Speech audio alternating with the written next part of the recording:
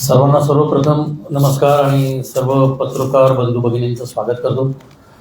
काही दिवसांपूर्वी आपण या सर्व उमेदवारांची ज्यांची सुनीलने आता ओळख करून दिली, नावं सांगितली, त्या सर्व उमेदवारांचं पहिल्यांदा आम्ही एकत्रितपणे हे सर्व समविचारी उमेदवार साहित्य संवर्धन आघाडी या नावाने ही आघाडी करून एक विचारानं महाराष्ट्र साहित्य परिषदेची पंचवार्षिक निवडणूक आम्ही लढवणार आहोत हे जाहीर करण्यासाठी आपण भेटलो होतो। आणि त्यावेळेला सांगितलं होतं की काही दिवसातच एक विचारानं आम्ही काय करणार आहोत, निवडून आल्यानंतर साहित्य परिषदेचा कारभार हा आमच्याकडून कसा होणार आहे किंवा काय विचारानं होणार आहे या संदर्भात एक जाहीरनामा आम्ही करणार आहोत आणि त्यासाठी पुन्हा भेटू। तो योग आज आलेला आहे, तर आम्ही आमचा जाहीरनामा आज जाहीर करतो तुमच्यासमोर। तुम्हाला पत्रक आहेच तरी मी पुन्हा एकदा त्याचा विवेचन करतो। साहित्य संवर्धन आघाडीच्या जाहीरनाम्यामध्ये पहिला आमचं काम राहील ते म्हणजे परिषदेचा संपूर्ण कारभार हा अत्यंत पारदर्शक आणि लोकाभिमुख करणे। होणाऱ्या बैठकांपासून, जनरल बॉडी मीटिंगपासून ते विविध निर्णय जे घेतले जातात ते थेट आजीव सदस्यांना निर्णय घेतल्यानंतरच कळतात असा आत्तापर्यंतचा अनुभव आहे। त्याच्याऐवजी त्याच्यात पारदर्शकता येऊन त्या निर्णयामध्ये सर्वांचा सहभाग असावा, सर्वांपर्यंत त्या निर्णयाच्या आधीचा विचार पोचावा असा प्रयत्न आमचा राहील।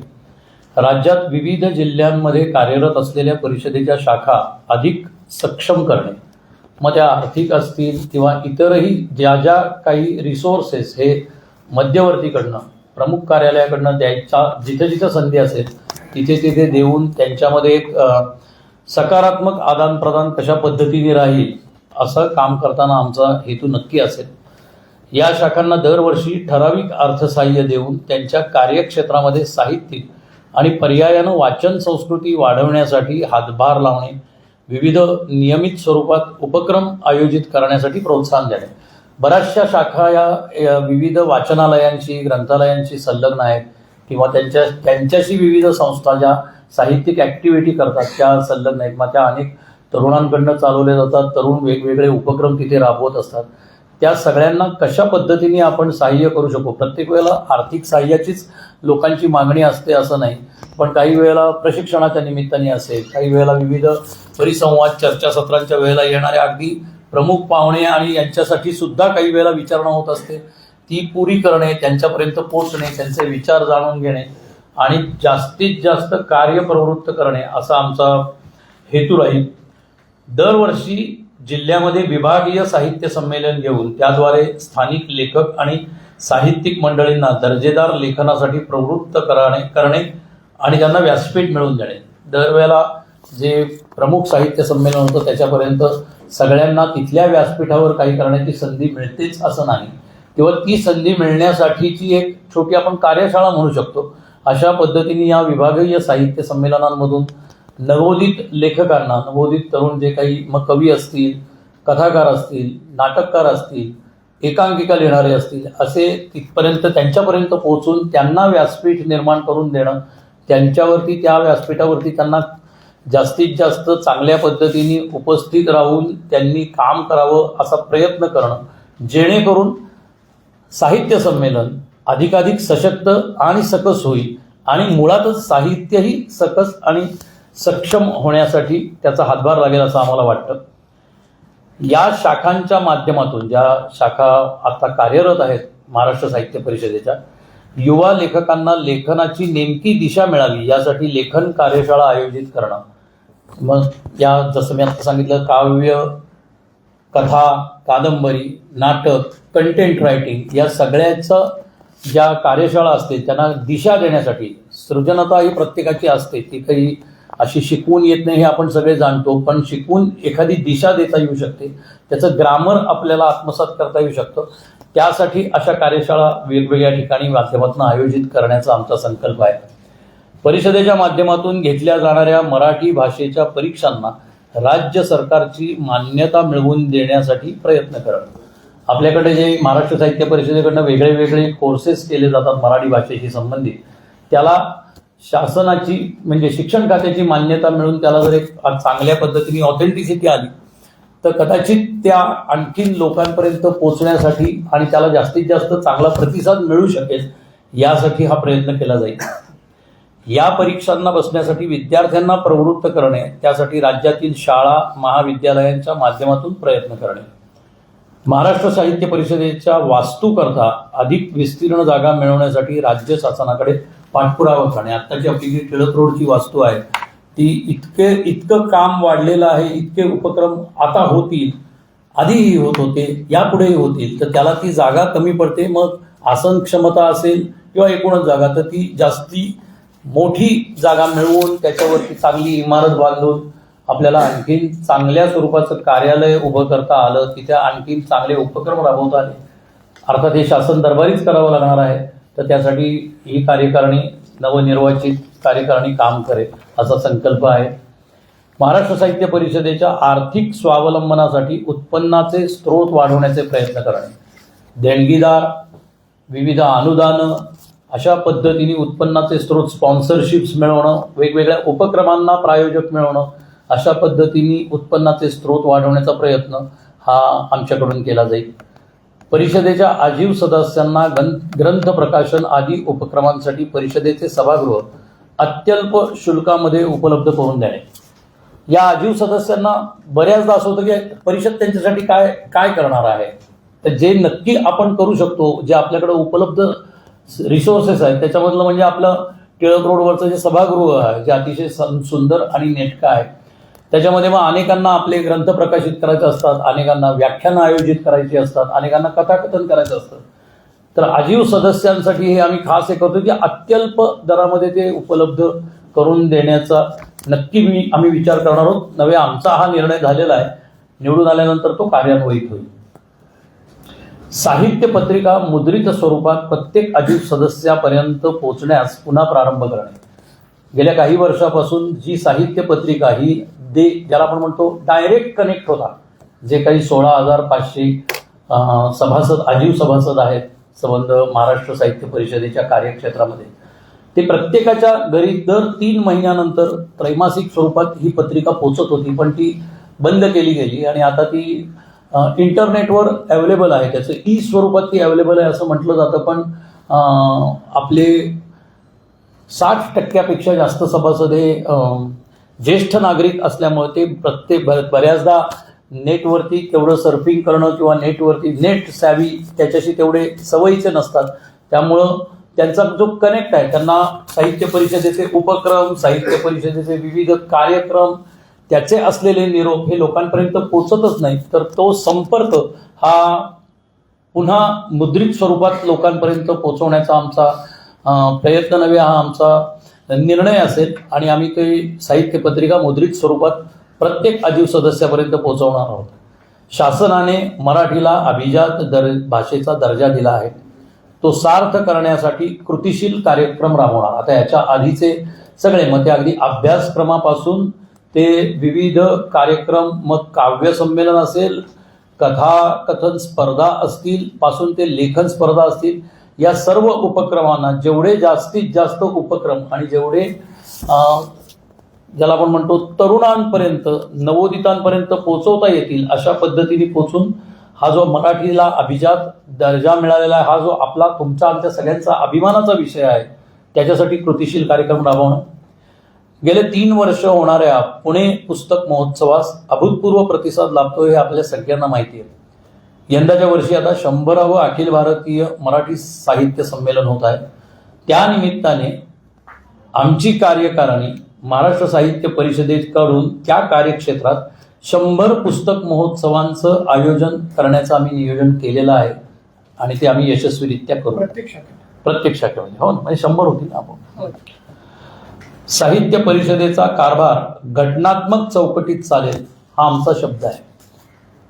घटना सगळ्यांना ज्ञात आहे, घटना सगळेजण ती सर्वांसाठी उपलब्ध आहे. तो घटनात्मक होईल. मला वाटलं मनमर्जी कारभार, असा कारभार हा नवीन कार्यकारिणीचा असणार नाही, नवनिर्वाचित कार्यकारिणी सदस्यांचा असणार नाही. ते घटनेच्या चौकटीत, जी जनरल बॉडीमध्ये जी घटना संमत झालेली आहे त्या घटनेच्या चौकटीमध्येच साहित्य परिषद पारदर्शक कारभार करेल. साहित्याशी संबंधित असंख्य उपक्रम अनेक संस्था विविध ठिकाणी राबवत असतात, त्यांना ताकद देण्यासाठी आम्ही विशेष प्रयत्न करणार आहोत.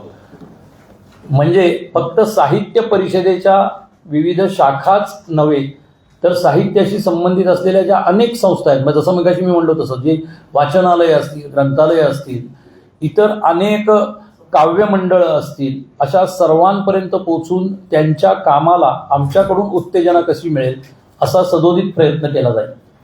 साहित्य संमेलन हा काही जणांच्या पुरता मर्यादित असा सोहळा असण्याची व्यापक भावना आहे. ही भावना दूर करण्यासाठी साहित्य संमेलनाचं नियोजन अधिक पारदर्शीपणे, अधिक सर्वसमावेशक करण्यासाठी आम्ही वचनबद्ध आहोत.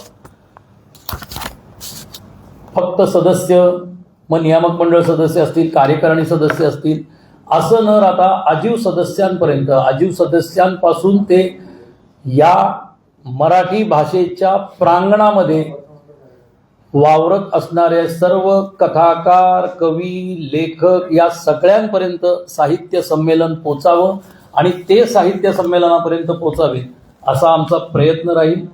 असा आम्ही करण्याचा प्रयत्न करू. मराठी माणूस आता जगाच्या कानाकोपऱ्यात पोचलेला आहे. या मराठी माणसाला मराठीशी जोडण्यासाठी अभिनव कल्पना राबवण्याची गरज आहे. जिथे मराठी तेथे साहित्य परिषद हा कार्यक्रम घेत मराठीचा लौकिक पोचवण्याचा प्रयत्न करणार आहोत. याच्यासाठी एक छोटं म्हणजे आज कुठलेही अनेक कोर्सेस हे ऑनलाईन असतात, तर अशा स्वरूपाचे आंतरराष्ट्रीय स्तरावरती परदेशस्थ मराठी कुटुंबांच्या मुलांसाठी चांगलं मराठी भाषेचे कोर्सेस हे ऑनलाईन स्वरूपाचे कसे सुरू करता येऊ शकतील असा आमचा प्रयत्न राहणार आहे. महाराष्ट्रात शिक्षण, नोकरी आणि व्यवसायाच्या निमित्तानं मोठ्या प्रमाणात परप्रांतीय येत आहेत. त्यांच्यात मराठीप्रती आस्था, प्रेम निर्माण करण्यासाठी विशेष उपक्रमांचं आयोजन केलं जाईल. तसंच लेखक, वाचक, प्रकाशक, वितरक, विक्रेते या प्रत्येक घटकासाठी कर्तव्य बजावण्यासाठी पुढाकार घेणार हा असा आमचा 20 कलमी कार्यक्रम आहे, जाहीरनामा आहे. आम्ही त्याला वचननामा म्हणतो आणि हा वचननामा घेऊन आम्ही सर्व मतदार आजीव सदस्यांपर्यंत पोचण्याचा प्रयत्न करतो आहोत. तुमच्या माध्यमातून आमचा हा वचननामा या सर्व आजीव सदस्यांपर्यंत आपण पोचवावा, जेणेकरून एक पारदर्शी कार्यकारिणी महाराष्ट्र साहित्य परिषदेचा कारभार या पुढील 5 वर्ष करेल असा आम्हाला विश्वास वाटतो. धन्यवाद. आपले काही प्रश्न असतील तर आपण 16,000 मतदारांमध्ये पोहोचले. आम्ही तिघं वेगळ्या वेगळ्या पद्धतीने 16,000 मतदारांपर्यंत पोहोचलो आहोत. नाही, कारण आम्ही संबंध जो आपला हे आहे तो आम्ही तिघांनी वाटून घेतला आणि त्याप्रमाणे लोकांपर्यंत, त्या शाखांपर्यंत पोहोचलेलो आहोत. त्यांच्यापर्यंत त्या ठिकाणच्या बातम्या, आता सगळे 16,000 म्हणजे 16,000 असे प्रत्येकाचा आपण काउंट नाही करू शकत, पण त्या लोकांपर्यंत पोहोचण्याचा प्रयत्न हा यशस्वीरित्या झालेला आहे. टक्केवारी वाईज विचार केला तर आपण 75% आजीव सदस्यांपर्यंत साहित्य संवर्धन आघाडी ही पोचली आहे. आता वचननामा 100% पोहोचवलं तुमच्याकडनं जाईल असं वाटतं. बरं झालं, तुम्ही आघाडी म्हटलं तिथंच पोहोचला. नाही. मध्यंतरी अशी चर्चा होती आणि बातम्या प्रसिद्ध झाल्या की बऱ्याच शाखांना निवडणूक आहे हे माहिती नाही. हो. तुम्ही म्हणताय की आम्ही तिथपर्यंत पोहोचलो आहोत. तुमच्यापर्यंत काय फीडबॅक आला? नाही. बहुतांशी शाखांना आम्ही तिघांनी भेटी दिलेल्या आहेत आणि त्या शाखांनी सांगितलं की आम्हाला निवडणूक आहे हेच माहिती नाही. त्यामुळेच आम्ही जो ऑब्जेक्शन घेतलं होतं की बिनविरोध निवड ज्या झालेल्या शाखांमध्ये त्या सुद्धा अनेकांना मान्य नाहीत. त्यामुळे ते तर झालेच आहे, पण आम्ही त्यांच्याकडे एवढंच सांगितलं की आम्ही आमचं काम करणार आहे, आम्हाला मतं द्या, एवढंच आम्ही त्यांच्याबरोबर आत्तापर्यंत गेलेलो आहोत. आणि 16,000 जे आपण आकडा म्हणताय ना उमेशराव, आवाजाव बोलायचं आज, त्यामुळे हां तर त्याला धक्का बसेल की आज व्याजपर्यंत निपाडकर उमेश म्हणतो आणि एकदम उमेश.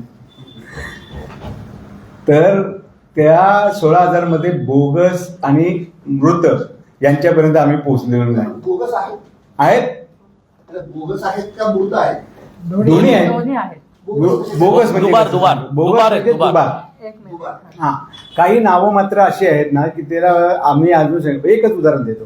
संगमनेरला संतोष खेडलेकरांना तुम्ही फोन करून विचारा कुणी, तिथं निर्मल नगर नावाचा भाग नाहीये आणि तिथला एक पत्ता आहे. एक पत्ता असा सापडलाय की कोल्हापूरचा पत्ता पुण्यात सापडलेला आहे. एक पत्ता जलालपूर शाखा नाशिक, त्याचा पत्ता विंचूरमध्ये सापडलाय. मी तुम्हाला सगळे पुरावे देऊ शकतो. तुम्ही म्हणाल तसं म्हणजे ह्या खरंच मानवी चुका आहेत तर खरंच बोगस आहेत, खरंच आपण काय करतो? मी तुम्हाला सांगू का, ह्या मानवी चुका नाही आहेत, या बोगस आहेत. यातले गंमत अशी आहे, जलालपूर शाखेतले सगळे मतदार हे नाशिक शाखेमध्ये तेच पत्ते आहेत.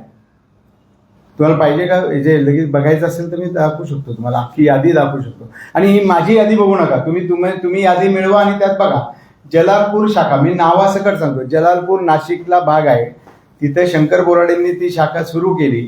त्या शाखेचे सगळे मतदार हे सगळे नाशिकमध्ये राहतात, त्यांची नाशिकमध्येही नावं आहेत आणि इकडेही नावं आहेत. तुम्ही आता जे म्हटलं मग बोगस किंवा दुबार अशी काढलीत का? हो आम्ही तेच काम करतोय, आम्ही ते काढतोय. जिथे आम्ही गेलो तिथे काढले किती नाही. असतील अशी? हा किती असतील? ते आता मोजतच नाही ना, आम्हाला मोजायला वेळ कुठे, आम्ही चाललंय मोजणं. कारण मला जे मिळालं ते मी सोमनला दिलं, सोमनला जे मिळालं ते मला, आम्ही असं एकमेकांना देऊन ते आता तयार करतोय. उद्यापर्यंत मिळेल ती. एक सातारा जिल्ह्याच्या यादीमध्ये असे 180 लोक सापडले, म्हणजे ते 90 लोकच आहेत, पण ती पानाच्या पानं त्यातली काही दुसऱ्या ह्याच्यामध्ये घातलेली आहेत. त्याच्यामध्ये मी खरं उत्सुकता म्हणून विचारतो, म्हणजे त्याचं काय हॅलो. करणार आपण आता, म्हणजे अधिकाऱ्यांना निवडणूक हो, निर्णय- देणार. हो, त्याचं आम्ही पत्र देणार आहोत. आम्हाला त्या जी यादी- सापडलेली आहे अख्खी यादी आम्ही निवडणूक अधिकाऱ्यांना देणार. निवडणूक अधिकाऱ्यांकडे, दुबार आहेत ते रद्द होतील. ते आता त्यांचा निर्णय आहे. म्हणजे ते तुम्हाला आपण त्यांना आपल्याकडनं- विचारावं लागेल. आमचा निवडणूक निर्णय अधिकाऱ्यांवर विश्वास आहे, आम्ही त्यांना ह्याच्याबद्दल सांगणार आहोत. त्यांनी ते रद्द करावे अशी आमची त्यांना विनंती राहणार. म्हणजे मतमोजणीच्या वेळेला तसं जर आढळून आलं तर ते मत रद्द केलं जाईल. कसं म्हणजे ते माझं नाव आहे आणि ते येऊन गेलेले आहे आधी, ते 100, 200, 500 नंतर माझं नाव आलं, ते लक्षात नसतं. म्हणजे काय ते 16,000 त्याकरताच आम्ही आधीच यादी ते देतो. अगोदरच यादी आम्ही त्यांना देणार. त्यांनी तपासून त्यांनी ते पाहावं. तपासावं आणि ते रद्द करावं असं अपेक्षित आहे. तुम्हाला- पण निवडणूक निर्णय अधिकारी काय निर्णय घेतील तो पण एवढ्या कमी त्यांच्या- काळात ते शक्य आहे. हो शक्य आहे, शक्य आहे. शक्य आहे ना. करणार काय, आपल्याजवळ वेळच कमी, त्याला आम्ही काय करणार. बाजूने काम चालू आहे. या 2 दिवसामध्ये ती यादी निवडणूक अधिकाऱ्याला दिली जाईल. त्या निवडणूक जाहीर झाल्यापासून आमची सर्व मंडळी त्याच्यावर काम करतायत. सगळ्या जिल्ह्यातल्या शहरातली सगळी जे आमचे सभासद आहेत, आजीव सभासद आहेत, मित्र आहेत, त्यांना सगळ्यांना आम्ही याद्या पाठवलेल्या आहेत. त्याचं काम जोरात चालू आहे आणि तुम्हाला सांगतो 2 दिवसामध्ये ती नक्की यादी देऊ. म्हणजे पत्ते बदललेले आहेत, बोगस आहेत, आणि मृत मृत- झालेले आहेत. आणि मृतांचं- सगळी यादी तुम्हाला पण देणारच आहे. पण मतपत्रिका 5 फेब्रुवारीला जाण्याच्या जाऊ आधी यादी- हो हो हो होय होय त्याच्या 6 फेब्रुवारीला जाणार. 100% देणार आहे आपण, 100% देणार. हे जे दुबार आहेत यात मृत आहेत किंवा काही बोगस आहेत असं तुम्ही म्हणताय, ही यावेळेसची जी पद्धत बदलली आहे की मतपत्रिकेला कोड आणि आधार कार्ड कंपल्सरी, तर या नव्या गोष्टीमुळे या सगळ्या प्रकाराला किती प्रमाणात आळा बसू शकेल असं आपल्याला वाटतं? हे नक्की बघा, बसेल जास्त. आम्ही आमच्या परीने प्रयत्न करू. हा हा मागच्या आता थोडासा एक विषय असा आहे की मागच्या प्रेस कॉन्फरन्समध्ये जे आरोप करण्यात आले होते तर त्याच्यामध्ये तुमच्या आघाडी पॅनलवरच आरोप होता की संघाचं हे पॅनल आहे आणि त्याच्यामध्ये स्पेसिफिकली पत्रकार म्हणजे प्रेस नोटमध्ये योगेश सोमन सरांचं नाव होतं. तर त्या ह्याच्याबद्दल तुमचं काय हे आहे? कारण काय आहे की पत्रकार लोकांना असं वाटतं की पत्रकार तुम्हाला असे प्रश्न विचारतच नाही, पण आम्हाला असं विचारायचं वाटतं की तुमची त्यामागची काय भूमिका आहे की ऑलरेडी त्यांचं नाव समोर आले, तुमचं नाव प्रेस नोटमध्ये आहे. हा, माझा स्वतःचा अनुभव असा आहे की म्हणजे संघ असा कुठला पॅनल बिनल करून उतरत नाही कधी कुठेही. हा संघाचा पॅनल नाही, हा समविचारी साहित्यप्रेमी आणि साहित्यिकांच्या आणि साहित्य संदर्भात काम करणाऱ्या एकविचारी मंडळींचा हा पॅनल आहे. नाही, याच्यावर आरोप हे 2च पॅनल आहेत म्हणून 2च पॅनल आहेत. तर एक पॅनल आहे ते असं कायम आरोप करतं की ही साहित्य संस्था ही ताब्यात घ्यायची. ताब्यात घ्यायची म्हणजे आता हे जे आरोप करतात त्यांना विचारलं पाहिजे, कारण आम्ही तर निवडणुकीच्या पद्धतीने जातोय ना. निवडून येऊन ताब्यात घेणं बिणं हे नाहीच नव्हतं. ही निवडणूक आहे, निवडणुकीमध्ये आम्ही जिंकलो तर आम्ही कार्यरत होणार. जशी त्यांच्या ताब्यात होती ना तशी आम्ही ताब्यात घेणार, एवढंच. बाकी काय. ताब्यात म्हणजे काय असं 400 जणांचं सैन्य गेलं, हल्ला केला असं होऊ शकत नाही ना, असं नसतं. त्याने जो व्हिडिओ पण दाखवला त्या व्हिडिओत असं म्हणलं की तुम्ही फडणवीसांच्या नावाचा गैरवापर करून बरं, आता नाही, त्यांचं एक काहीतरी पुस्तक आहे 32 पानाचं, त्याच्यात पहिला फोटो देवेंद्र फडणवीसांच्या बरोबरचा सत्काराचा आहे. मग कोण वापर करतोय? आमचा तुम्ही जाहीरनामा पाहिलात, आम्ही तुमच्याशी बोलतो आहोत, वारंवार संवाद साधतो आहोत. त्याच्यामध्ये कधी आम्ही माननीय मुख्यमंत्र्यांचं नाव घेतल्याचं आम्हाला स्मरत नाहीये. जेव्हा केव्हा येतं त्यावेळेला उत्तराच्याच वेळेला येतं. अशी कोणती यंत्रणा काम करते आहे? आमचे मित्र सगळे करतायत काम, वेगवेगळे साहित्यावरती प्रेम करणारे साहित्यिक, ज्येष्ठ साहित्यिक, नवोदित साहित्यिक आणि वाचक वर्ग हा आमच्यासाठी काम करतोय. तुम्ही आता म्हटलं की संघ वगैरे काही उपयोग नाही असं याच्यामध्ये. पण मग पुरस्कृत वगैरे काय आहे का? हे संघ असं पुरस्कृत नाही करत नाही. कोणाला.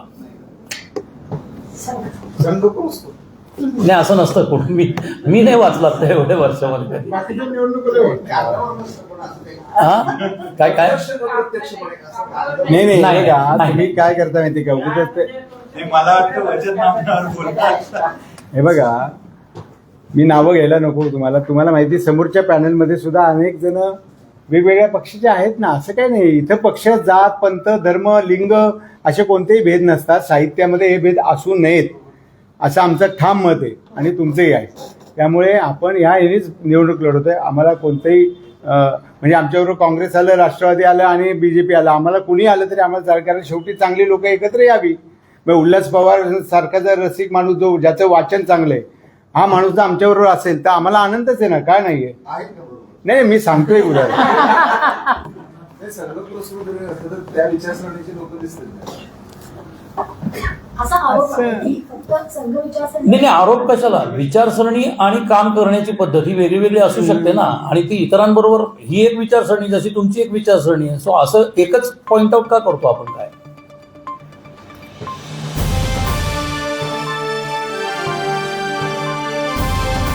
समाजकारण, प्रशासन आणि राजकारणातल्या अचूक विश्लेषणासाठी बखर लाईव्हच्या सोशल मीडिया प्लॅटफॉर्म्सना लाईक, फॉलो आणि सबस्क्राईब करा.